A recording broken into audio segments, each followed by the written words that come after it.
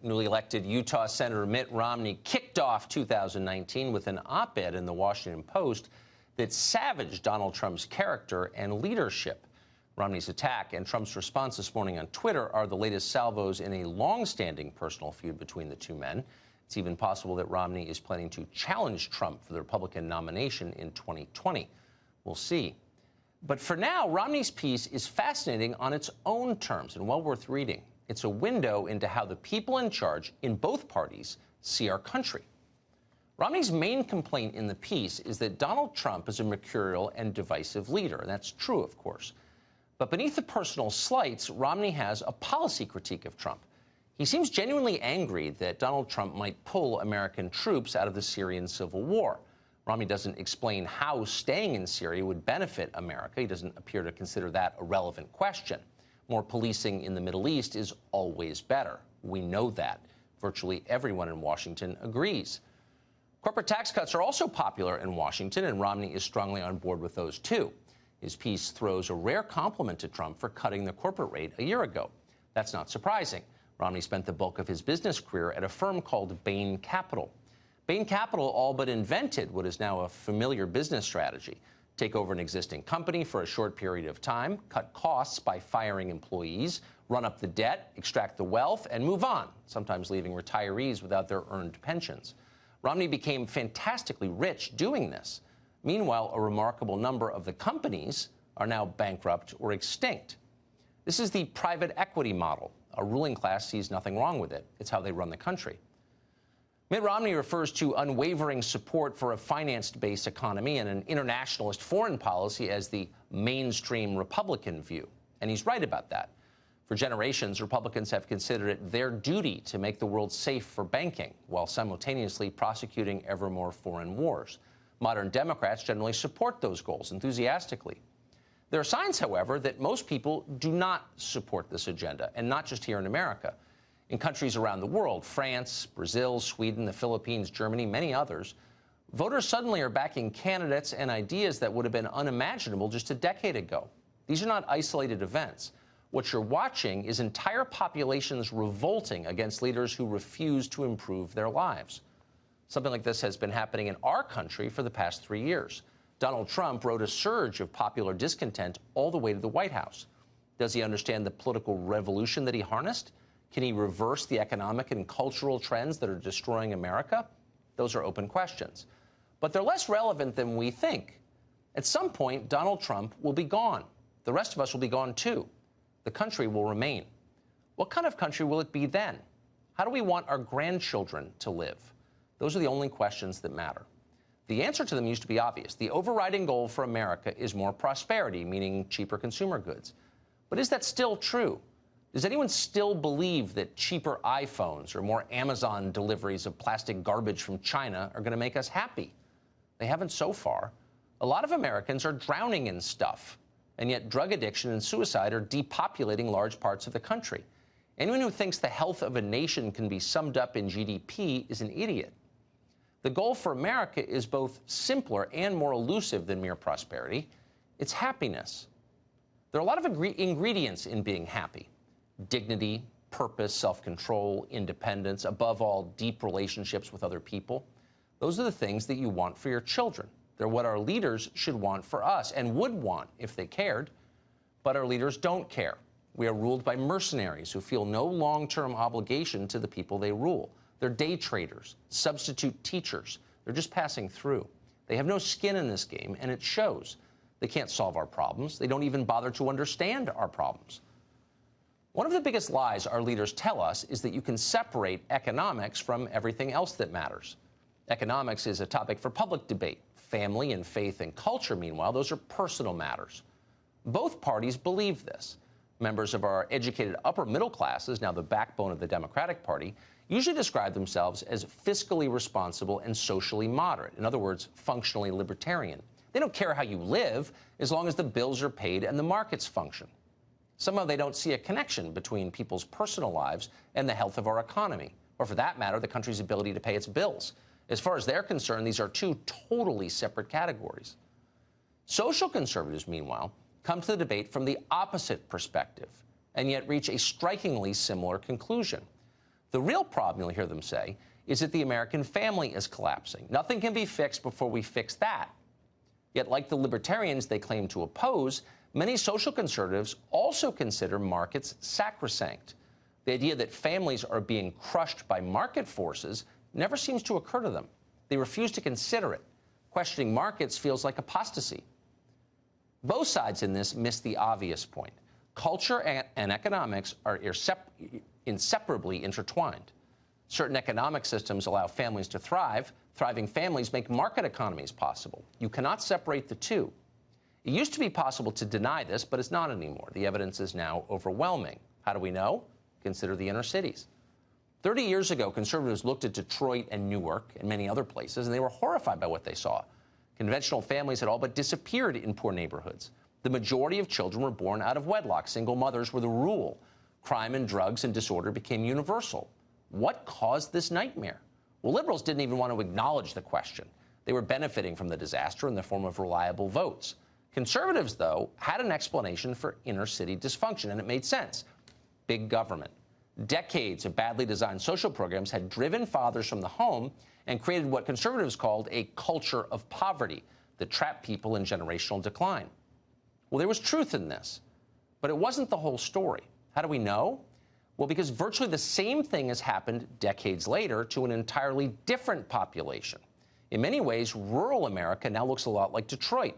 This is striking because rural Americans wouldn't seem to have very much in common with anyone from the inner city. The groups have different cultures, different traditions, different political beliefs. Usually they have different skin colors. Rural people are white conservatives mostly. Yet the pathologies of modern rural America are familiar to anyone who visited downtown Baltimore in the 1980s. Stunning out-of-wedlock birth rates, high male unemployment, a terrifying drug epidemic. Two different worlds, similar outcomes. How did this happen? Well, you'd think our ruling class would be deeply interested in knowing the answer, but mostly they're not. They don't have to be interested. It's easier to import foreign labor to take the place of native-born Americans who are slipping behind. But Republicans now represent rural voters. They ought to be interested. And here's a big part of the answer. Male wages declined.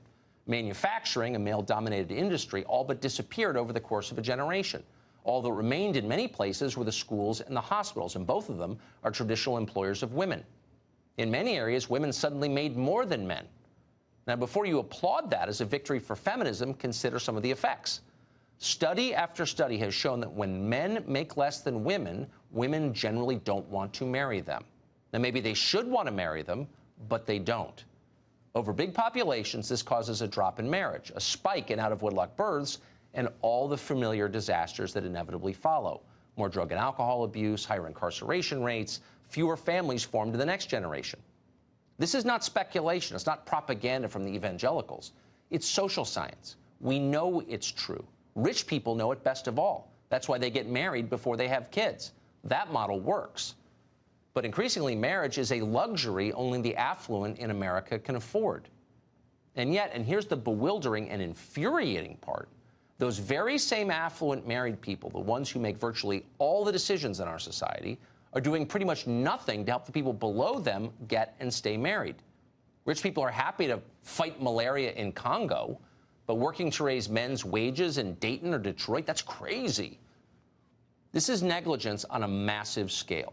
Both parties ignore the crisis in marriage. Our mindless cultural leaders act like it's still 1961. And the biggest problem American families face is that sexism is preventing millions of housewives from becoming investment bankers or Facebook executives. For our ruling class, more investment banking is almost always the answer.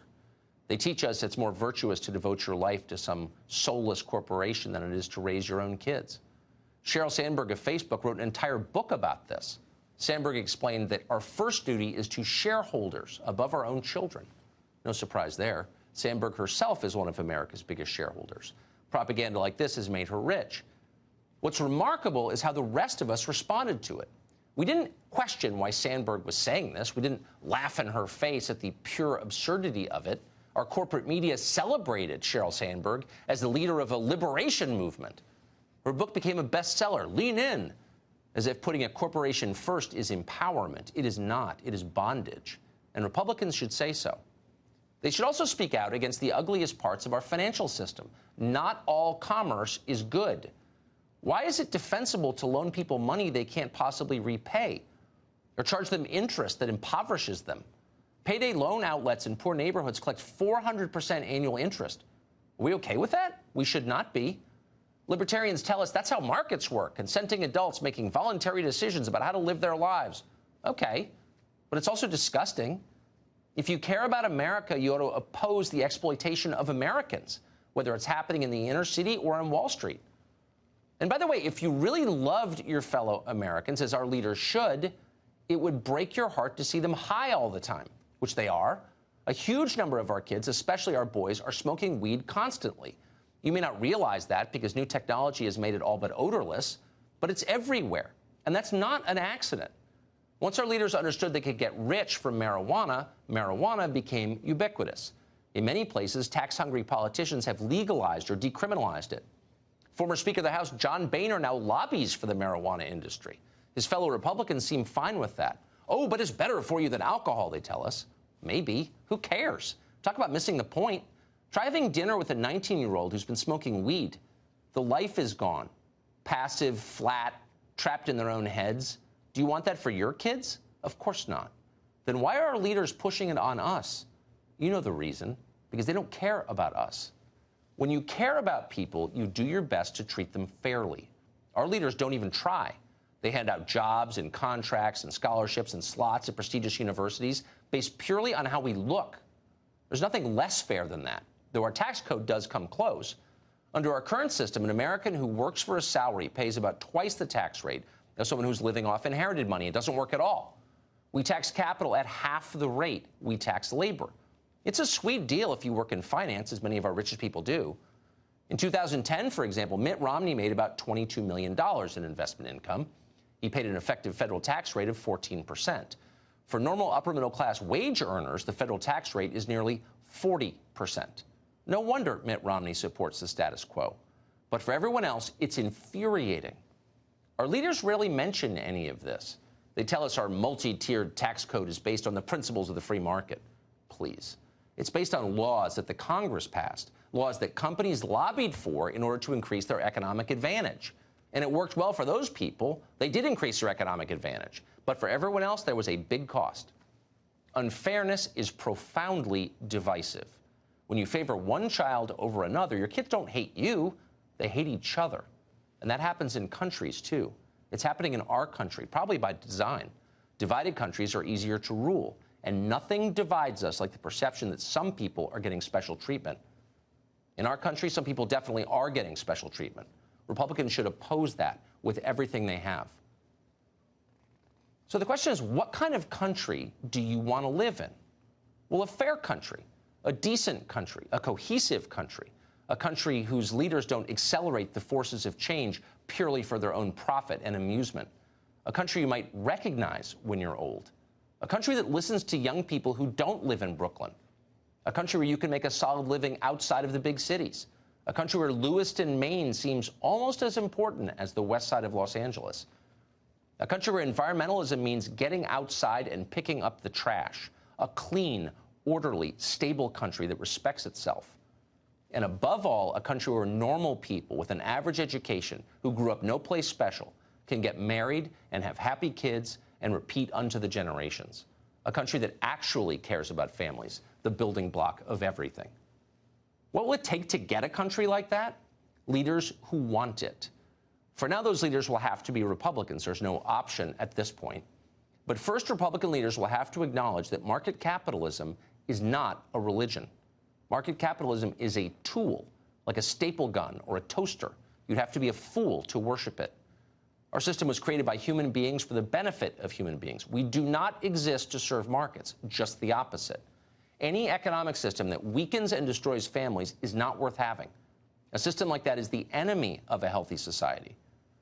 Internalizing all this will not be easy for Republican leaders. They'll have to unlearn decades of bumper sticker talking points and corporate propaganda. They'll likely lose donors in the process. They'll be criticized. Libertarians are certain to call any deviation from market fundamentalism a form of socialism. That's a lie. Socialism is a disaster. It does not work. In fact, it's what we should be working desperately to avoid. But socialism is exactly what we're going to get, and very soon, unless a group of responsible people in our political system reforms the American economy in a way that protects normal people. If you want to put America first, you've got to put its families first.